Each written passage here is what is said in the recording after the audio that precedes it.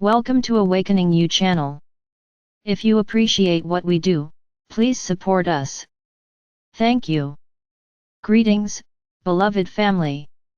We are so excited. After all, we've been at this for a few years in your time, really, for billions of years. This is the most exciting era in the history or herstory of planet Earth. And we're right here with you every step, every nanosecond in your time, of the way. And speaking of that, we know things are moving so fast in your energy fields. You are literally being bombarded with wondrous high energies, energies of empowerment. And they all come from love. Sometimes they can be a bit overwhelming. They can be a bit exhausting, if you will, or you may be experiencing some of what are loosely referred to as symptoms.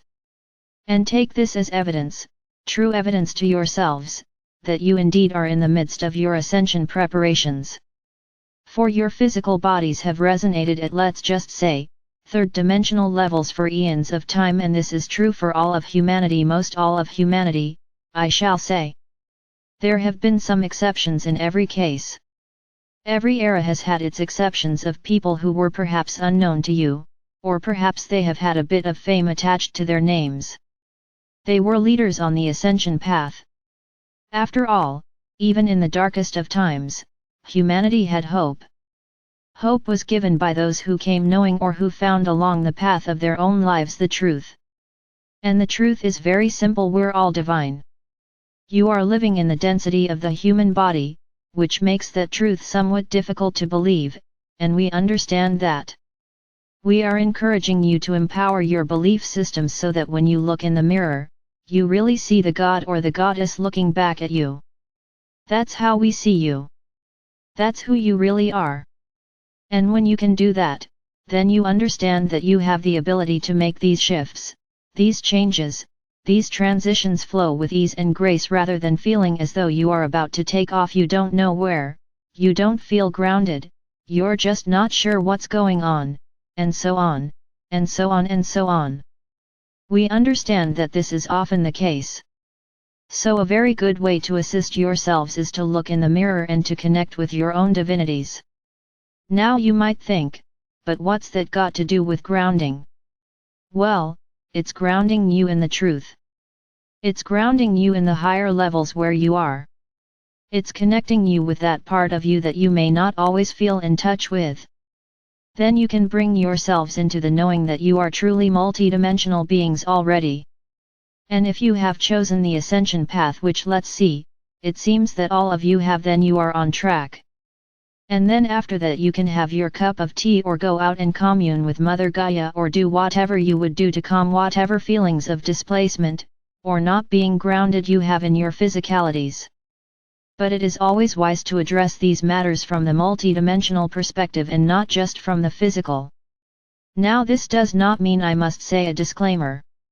You know, the women asterisk get a little distressed, just a tiny bit distressed, if I do not do a disclaimer which says that, if you are having some kind of what you call symptoms along the way that you cannot understand or do not feel at ease with, they may not be comfortable, or if by not feeling at ease you don't feel grounded, you don't feel like it's a joyful thing to have happening, then by all means go and see the practitioner with the letters after his or her name, because we would never discourage you from finding out what is going on in any part of you. We are simply saying that in many cases, whatever is concerning you in your physicalities can be addressed by simply remembering, acknowledging, and knowing that you are multidimensional and that you have the empowerment, should you choose to use it, to address these matters from the higher levels.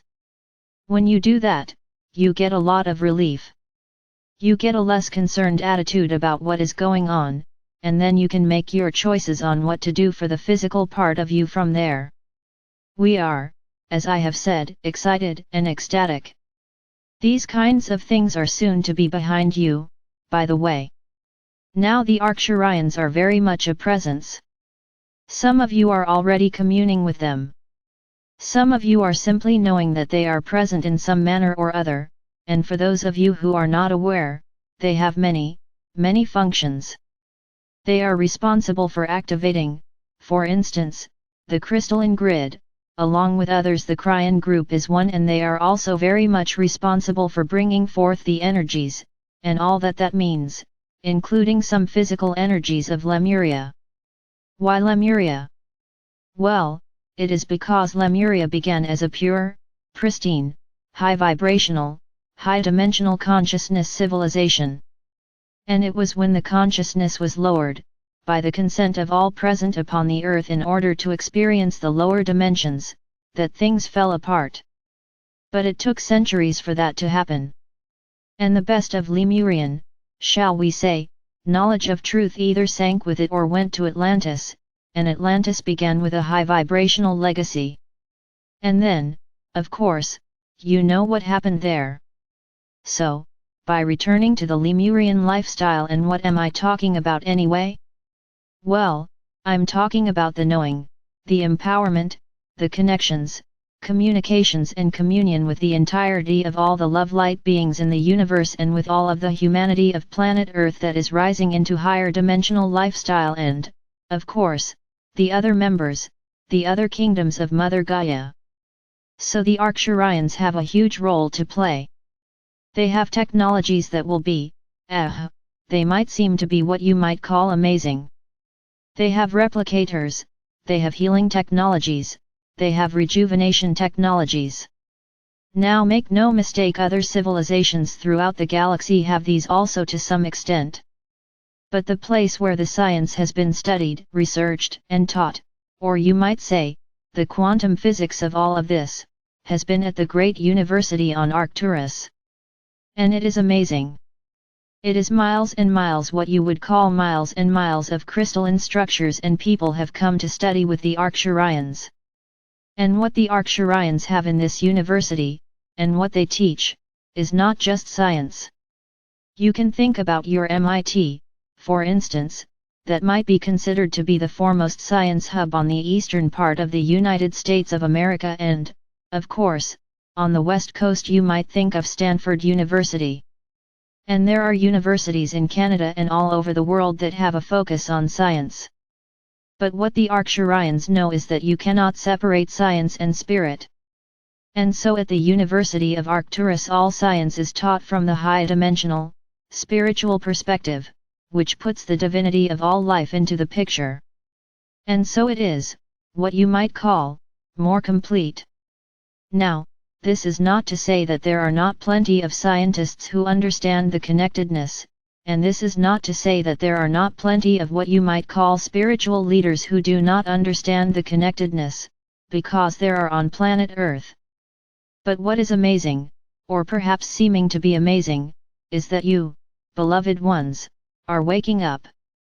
And you are recognizing this absolute, divine connection between the two. And it is by utilizing the spirituality along with the science that you will be moving into and enjoying the higher dimensional lifestyles. That's what your bodies know right now. This grand energy that is coming in is all about love. It's literally pouring the love into each and every one of you. Some of you are more receptive, some of you just want to tune out, not just now. I need to get a little bit more sleep, thank you very much. Well, that's not going to be real possible, especially as we approach the end of next month upon your calendars. So, give yourselves ease and grace, comfort in knowing that you are divine and that you are here for this purpose, and that there is nothing going on planet Earth that you cannot enjoy. Take some time out, play some games, laugh, dance, sing. Give yourselves plenty of rest and know that you are awakening gods and goddesses coming out of the untruthful, fear-based illusionary dream, and moving into your reality, and that science and spirit together will offer you everything and anything that you can possibly think to create from love, out of love, and express in loving thoughts, words, and actions.